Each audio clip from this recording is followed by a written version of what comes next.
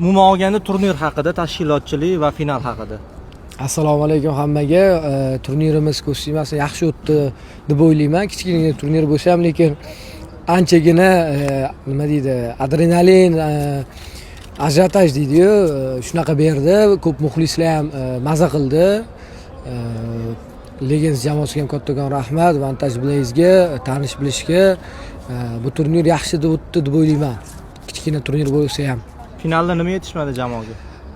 Men jamoamizdan juda ham xursandman. Jamoamiz zo'r o'yin ko'rsatdi. Jamoamizga rahmat deb qolaman. Finalda hamma narsa yetishdi. Faqat g'alaba biz tomonda bo'lyapti, g'alaba yetishmadi. Bunaqa turnirlarni yana ko'proq tashkil qilib turishingizni so'rab qolamiz muxlislar tomonidan. Rahmat kattakon.